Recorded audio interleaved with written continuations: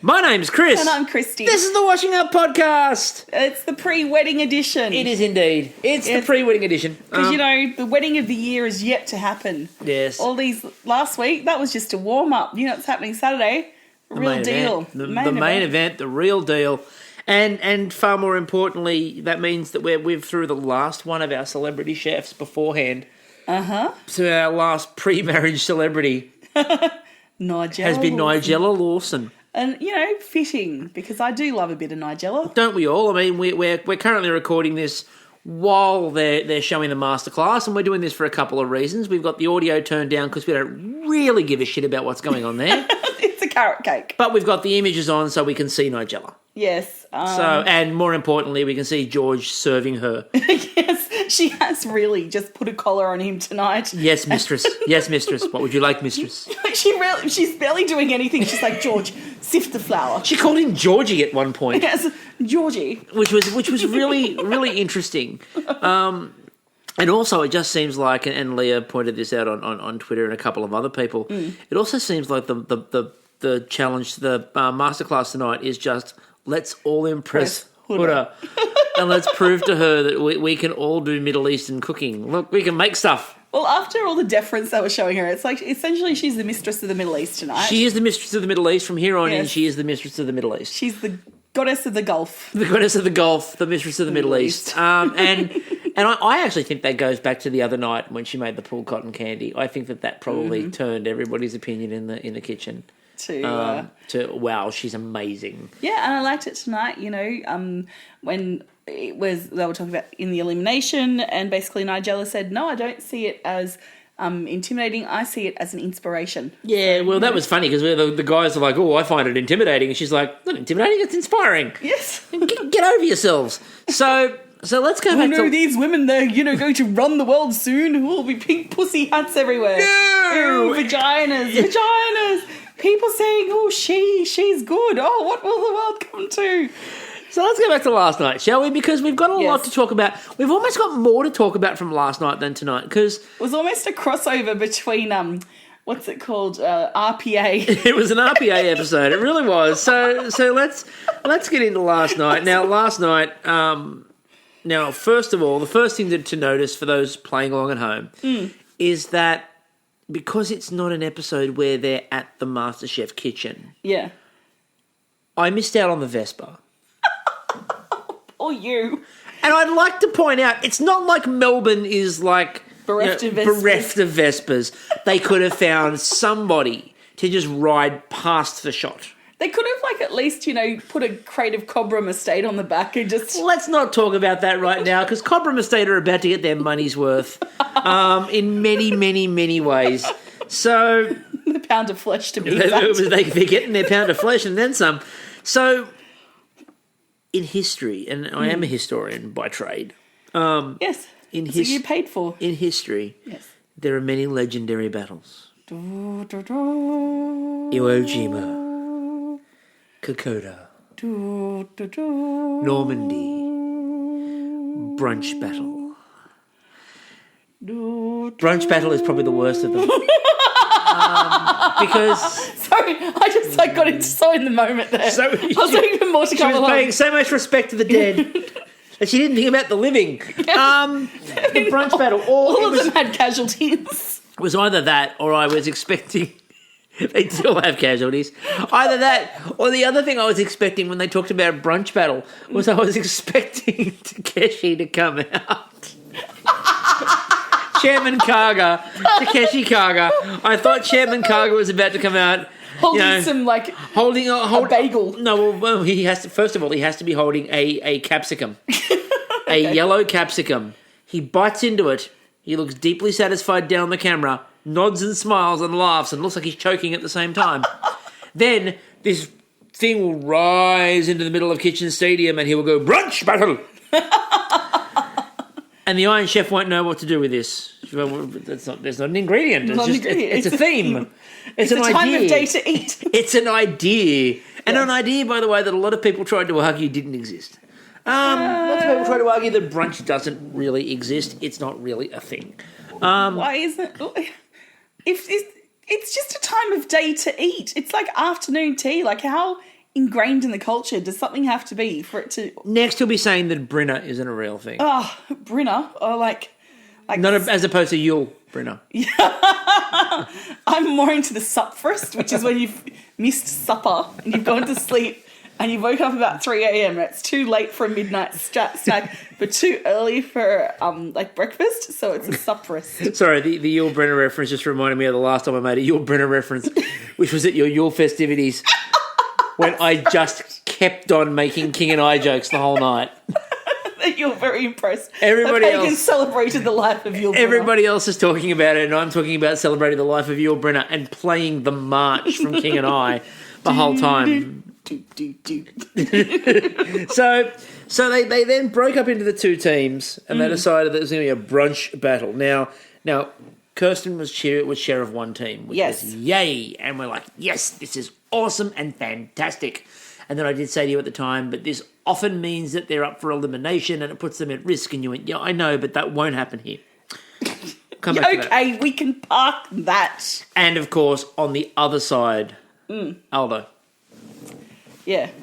And, we then, of course, go back down and go through the fact that, he manages restaurants. And can I just say, they may have won the brunch battle, but they have not won the war. The Queen will be back. They certainly haven't won the war. And, I mean, they suffered more casualties than anyone.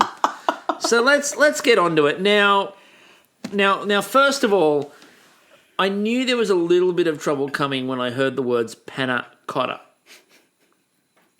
Now, Thomas has tweeted out, our friend Thomas has tweeted out, my co-host on Brief History of Everything, tweeted out, he's getting a bit over Masterchef and desserts at the moment. Yeah, there is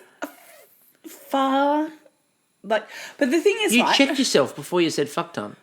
There is a fuck ton of desserts coming out at the moment. And I think it's like a pushback because usually dessert queens and stuff are out within the first few weeks because there's not enough desserts. Masterchef's normally, savoury and all these other dishes. And desserts sprinkled in here and there. But desserts have now become far too common, Are they trying to take liking. over the bake-off market? Well, they can't. There's no way. No. There's no way. Maggie Beer will not have it. She's on both shows. Maggie Beer will not have it. She'll just come in with her Maggie copter and the Maggie copter. The shit. Yeah, she'll come in with the Maggie copter. It'll be the Maggie Mig. The Maggie Mig. Her fighter jet, the Maggie Mig, and she'll come in with the Maggie Mig, firing Verjuice cannons, and they won't stand a chance. Fig bombs, yeah. The fig bombs. Pheasant farm pate, what's it called? Cluster bombs. Cluster bombs. So... Some Verjuice, what's napalm? Yeah, that's it, Verjuice napalm out the back of the jet. Fields of napalm, fields of Verjuice, because we know the Verjuice fields exist, of course. So half of it goes towards food and Verjuicing, the other half goes towards weapons of mass destruction. She's hedging her bets. So we've got to be ready for when the dessert apocalypse happens. So I'm agreeing with Thomas a little bit. I'm starting to get past everything being a dessert, which really wasn't helped by tonight's episode when we come to that, which was a fucking trifle followed by make something out of the ingredients of a trifle. So, but back at the ranch. Back at the ranch and back to the challenge. Now, back to the battle. When they were talking about everyone having a role and they were going through everyone having a role, and I did ask at the time if somebody on each team was responsible for paying the staff. It was interesting to see George in a kitchen where no staff were being paid again. It's like, yep, this is Colin Burrows. Home sweet home. Now, at this point, everything starts to happen. They've worked out their dishes. And we'll go through what they made in a minute, but that's not what you're all here for. You're not here to talk about the dishes. No. They cut to what looks like security camera footage. And you know something's up when that happens. And Michelle's just sort of casually looking in the fridge, and she wasn't even really looking that intensely. So it was almost like they legitimately caught her out just sort of skiving off for 5 minutes, like pretending to look in the fridge. Yeah. Like when you stand up and you don't know what you're doing. She's going out to have a midnight snack. She's like, do I have the cheese? No, I don't need cheese. Had some pickles. Oh, no. But it's also when you stand up and don't know what you're doing and you're in the kitchen. So you And then open the cupboard and just start pretending you're looking for something. And then you close the fridge, then you walk away and go, oh, no, I'll definitely have the cheese. And you go back for the cheese. And she did that. She closed the fridge and then went back to the fridge. When she went back to the fridge, Brendan's come downstairs and he grabbed the bottles of Cobram Estate. It was like the Apocalypse Now moment. And, it was like the beaches. And all at the beginning of Private Ryan. And all he did was exactly what he does in the intro video to MasterChef. He ran through a kitchen. Now... Well, he was prepping for the battle, obviously. Now, again, in his opening video for MasterChef, he runs through the kitchen. Holding a basket of veggies, and this time he was holding a bottle of Cobram Estate. Yeah. And so he ran up the stairs, and you heard the crash, followed by him running back downstairs and going, I've cut myself. It's really bad. Someone get the nurse. It's bad. And then you had an idea of how bad the cut was because it wasn't like he was like holding onto it and there was a little bit of blood. There was this trail of blood just dripping down the stairs. It was like Reese had just been trying to plate up a dessert. His raspberry coolie. All over the your comment last night, which I absolutely loved, was Reese is running around with plates trying to catch the splats. just look, more, just to the left. I got you, Brendan. Now, if you could just like whack a few over here and make it a bit more artistic. So bleed to the left a little.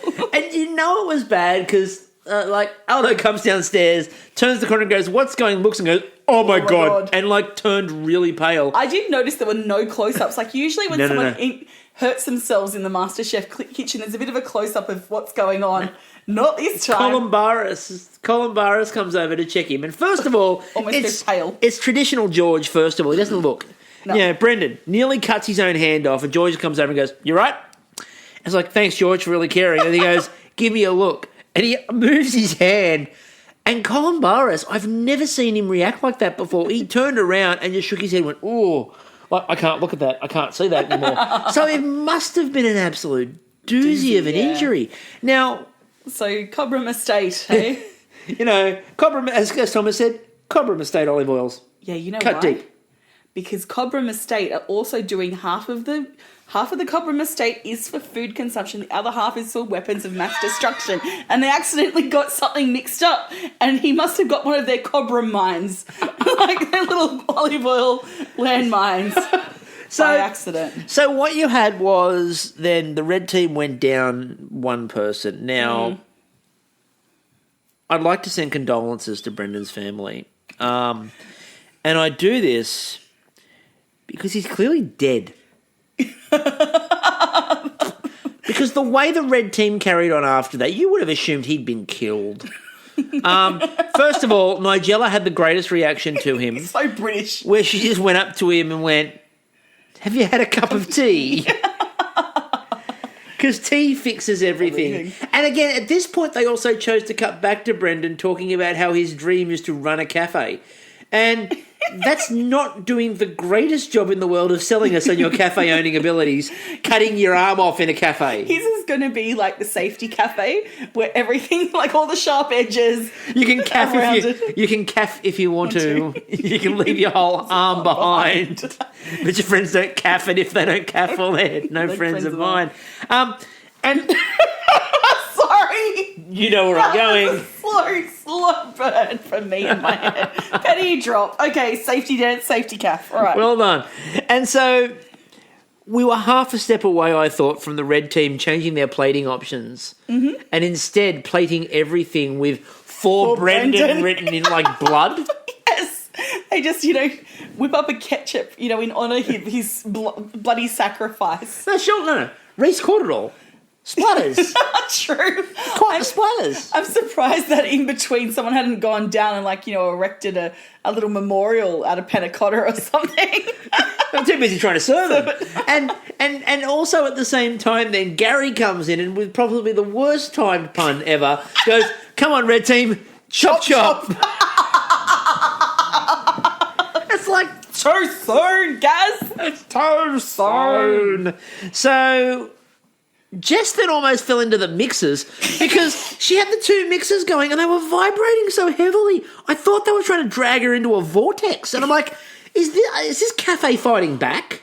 So Jess is essentially a baking wizard. Like, she is like got 2 cauldrons brewing of her brioche like brew, and it's like the vortex is opening, and she's like, you know, slowly chanting over. Oh, she needed a blood sacrifice. That's what happened. But this became then the catch cry became for Brendan, for Brendan. And it's like again, It's like they're going over the trenches. he cut his hand. He got 14 stitches. He's alive. He's back in the kitchen. He's out the back going, I want to go back in. Yeah, tis but a scratch. As I said at that point, I'm like, I like to imagine that Brendan's in the back of the ambulance going, I hope they don't do anything too stupid, like dedicate the afternoon to me. Cut back to the kitchen. I dedicate myself as a tribute for Brendan. But you know what? It worked. Yeah, it did, because the red team then, like, never really looked like losing the challenge. No. The fish looked incredible. You know, the fish that Brendan gave an arm for looked amazing. They genuinely did. It was probably the highlight of their banquet. I mean... Yeah, I mean, they put out some pretty solid dishes in terms of, you know, like safe but not fanciful, but little twists on it, like the cornflake panna cotta. That was one of theirs, wasn't it? Or was that the other team? That was... Oh, no, that was the Queen's team. That was the other side where the crumb didn't work. Oh, man. But no, they did... Again, blood. it was about doing brunchy dishes. Yeah, so they did. And again, brunchy became a word.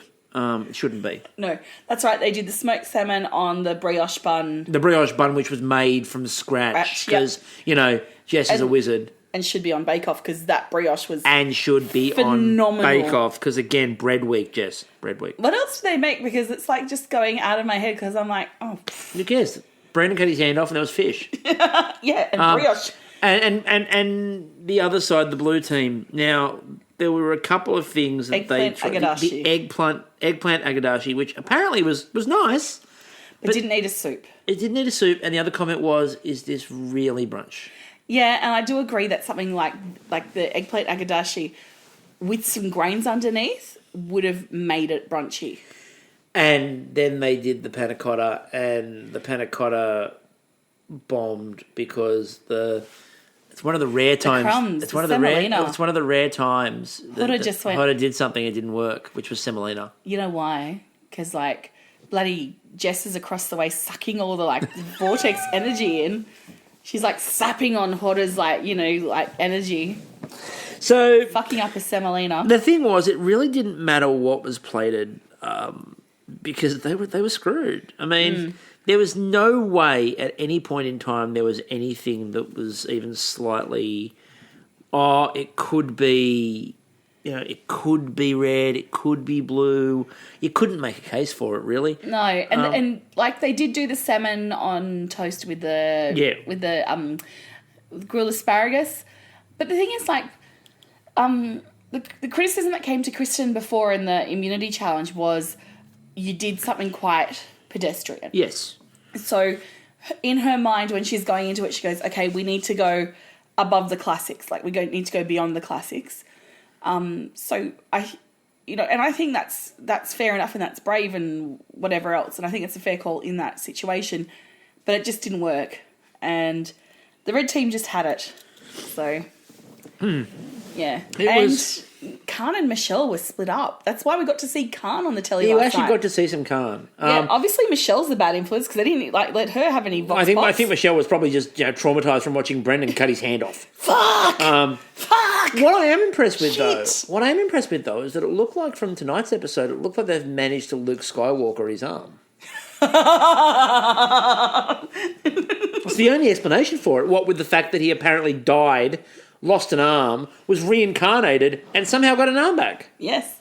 That's the only thing I think of too. Maybe he's like the Doctor, just regenerating like 10. Just got his arm chopped off. Arm chopped off. Oh, grow another one. Yeah, grow another one. Regenerate another one. So that brings us to tonight's elimination. Blue team come in and they're now in blacks. And I'm like, Kristen, you better not fuck this up because it's my wedding week. I've already had to say goodbye to Adele.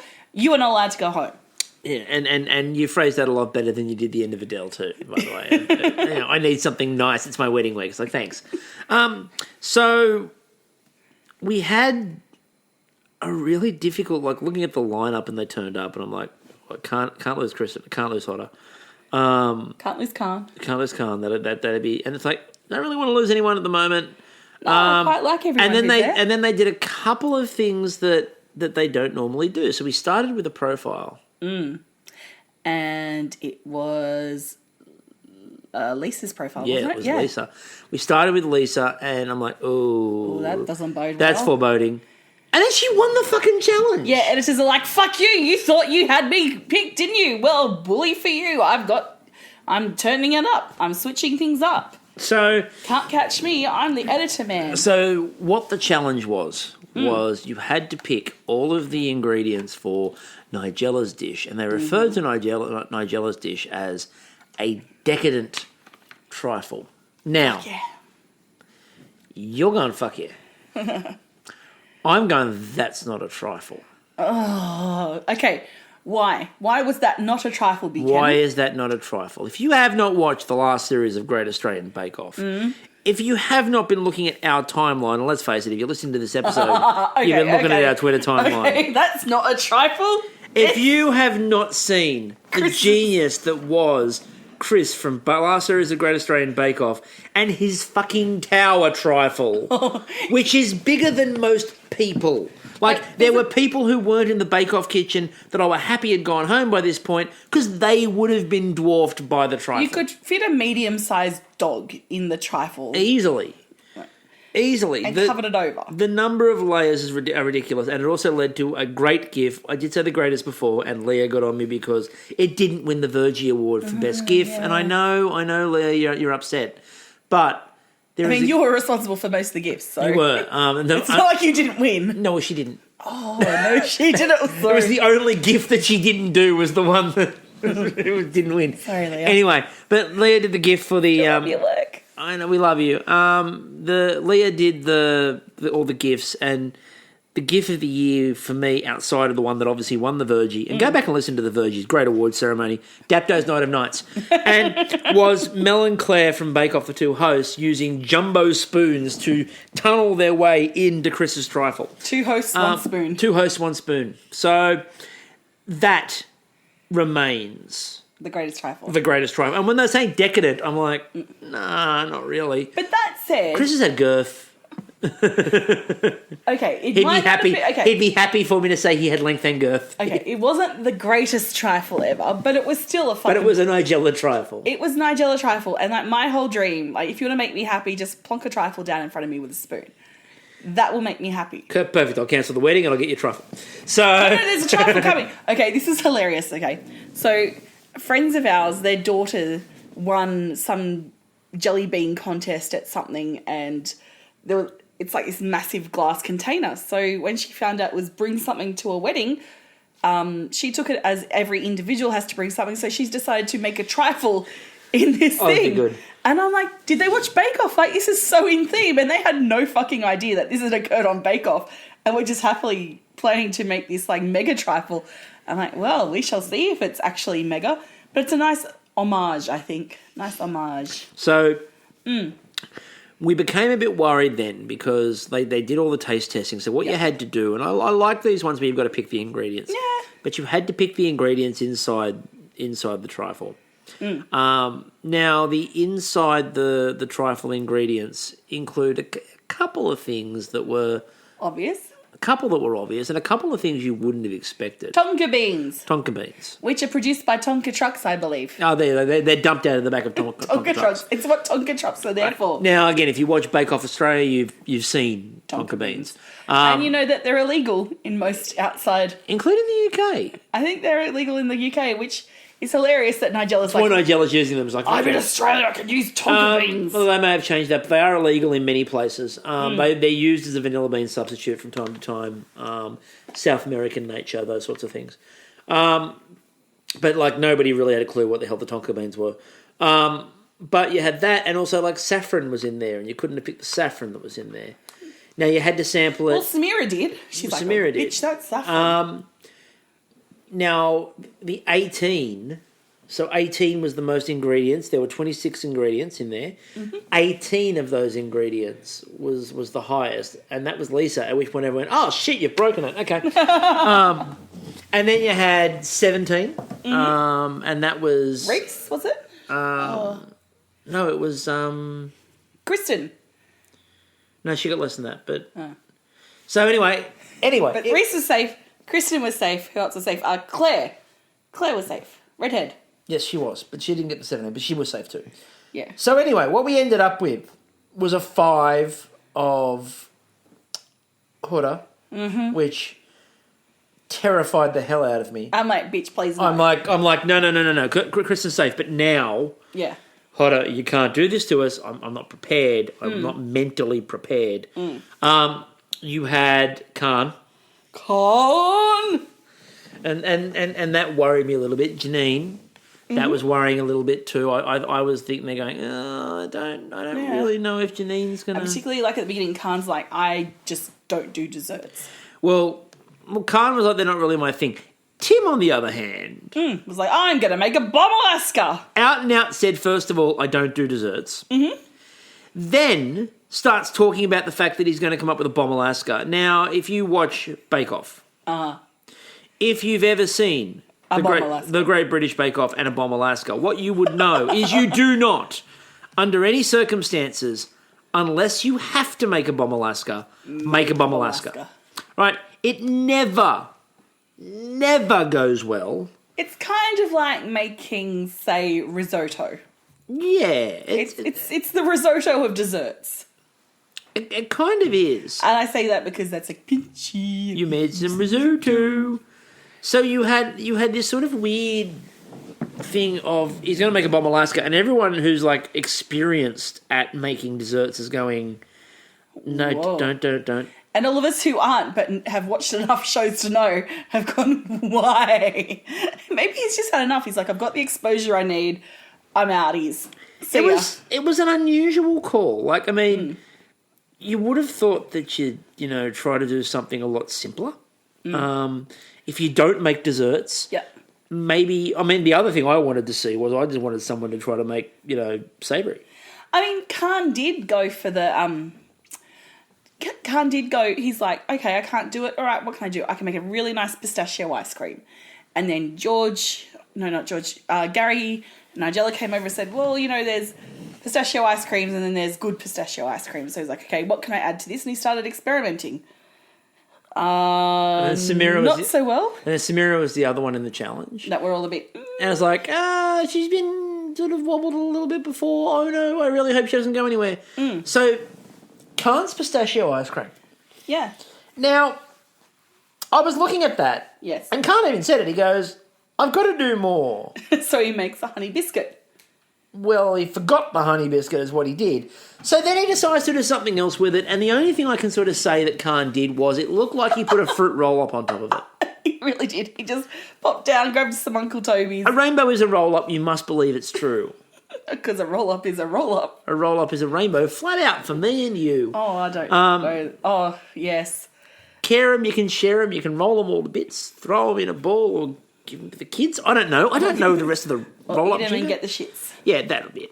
But I was really pissed off because, as Thomas said before, and we mentioned it, I'm getting a bit over desserts, and I'm really getting over desserts. And the second they said you had to use the ingredients of the trifle, it was like, I'm making an ice cream. I, too, am making an ice cream. I'm making a panna cotta. It's like, oh, come on. Like, give me something different. The only good news is I can't see Gordon Ramsay going dessert. Yes, I can. No, because most of the stuff they've shown for a start looks very savoury. I did see one dessert, though, something with flowers on it. Flowers. Flowers drifting by the rain. So the more we watched tonight, the more we learnt that Tim has absolutely no fucking idea what a dessert is. Yeah. His time management just didn't work. He couldn't time manage. And then he got lost. And then there were moments where he was just like standing in a catatonic state in the middle of the kitchen, and they're like, Reese is yelling at him from the top of the walkway, going, blast chiller. You need to get that into a blast. That needs to go to the blast chiller. And he's like, what? Blast chiller. He was probably just whimsically thinking about like a rump. or a ham hock. But he's Like some nice they're prosciutto. calling off the top of it going, blast chiller. And he's looking at them going, Yes, but that's not a ribeye. what? I don't know what the blast chiller A is. rack of ribs. I don't put meat in the blast chiller. I can't barbecue with a blast chiller. Well, he did try to barbecue his Bomb Alaska. Well, that's the only argument I've got for it, because what ended up happening with his Bomb Alaska, it reminded me of the Monty Python sketch Cheese Shop. And for those who sort of, he comes in and he asks for a whole pile of cheeses and they don't have any of them. There's no cheese, including no cheddar. He said, there's not much call for it around here, which John Cleese says, not much call for it. It's the single most popular cheese in the world. And when they finally find the one cheese, he's like, it's runny. He's like, it's very runny. It's a bit runnier than you'll like it. Here she goes, I don't care how fucking runny it is, hand it over with all speed. And he gets to the saucer and he goes, oh, the cat's eaten it. And what Tim produced looked a lot like really runny cheese that the cat had got to. Because he put the base down, and by the way, he only put the base down when Gary walked over to him, looked at him and went, Do you think you should assemble that? you might want to assemble that. And Tim looked at him with his blank stare. like he was looking at him going, I can't sous vide this. It doesn't sous vide. He's like, where are the grill marks? So he puts the base down. Where do I put the basting? And then Where's the meat thermometer go? And then he gets the centerpiece, which is supposed to be like the ice cream sort of panna cotta, puts it in the middle. And it's not set. I can't even cover this in a sausage casing. It's slop. And then he gets the meringue and like puts the meringue on it and but it's like he blowtorches it when he gives it to the judges, but it's like flattening out the more and more he presents it. And so what it looked like is he had a saucer full of cream. And he was like trying to brulee at the top of this saucer of cream. It was just melting it further. It was just compiling all these errors on top of each other. And Colin Barris is angry at the best of times. But the look he gave it, he gave this dish a look of pure hatred. And then I retweeted. I tweeted out the fact. I believe that this was going to be served up to his mistress. I tweeted out the fact that I thought he was offended on Nigella's behalf. I thought Colin Barris looked angry about it, and someone said, "Don't you mean disappointed?" And I retweeted. MasterChef sent me the GIF. Yeah. And I retweeted and went, "No, I stand by it. He's angry." And I looked at it and went, "No, that's fair." He's just full of rage. And then Khan was worried about his ice cream with a roll-up on top. And they loved the flavour of it, though. They thought that was great. Janine presented ice cream with some wafers and some strawberry topping. And she said, it might be a bit simple, but hey, simple's effective. And Nigella went, I agree with you 100%. And look, it looked really good and it looked really tasty and looked delicious. They were worried about Samira and they were worried about she was trying to do too much. Nah, knocked out. And then they tasted it and went, actually, no, that's she did really good. Pretty damn good. Yeah, they tried to come up with something they could say about Khan and say that might be the only reason why Meat Bay might stay. Nobody was buying it. Nah. Like, there was about halfway through the night, I started tweeting out the phrase, Tim's finished. Then it was, Tim's totally done for. Then it was, Meat Bay is going home. Now, Meat Bay can't do Sweet Bay. No, he can't. Now the hero, however, of the evening is not an ingredient. Less of a hero and more the mentor to the judges now. She's my idol. She's a woman who knows how to make rose water. Oh, she knows how to make rose water, and apparently we don't do that enough in our lives. Gets excited with a good wobble. She's very excited by a good wobble. She'd love to see my butt because it wobbles. So she made one of my favourite sweets. You know, go on. I saw her going through what she was going to do, and I saw the cheese and went, "Ooh, I know it's coming here." And sure enough, and so it looked amazing. The wobble was really nice. I loved her confidence when she's like, "Matt, check this out." And he's like, "Ooh, brag before you serve it," and it's like, "Bitch, I know it's good." And then they ate it. They're like, "That's brilliant." Yeah. And again, as we said, then when they got to the masterclass later on, it became everybody tried to impress her by their ability to make Middle Eastern food. Because they realised that, yes, Nigella is a kitchen goddess, but they've got a new goddess amongst them. You know, Hoda just walks in. She's the mistress of the Middle East. Her role for next year as a judge is set. Like, it's 100% going to be, you know, she is the judge next year because look at her judging tonight of you know, these inexperienced chefs cooking Middle Eastern cuisine. This is, Hoda is the fitter part from, like, you know, broken bread. Yes, it is Nigella. Okay, thank you. Are the chickpeas okay? Yes.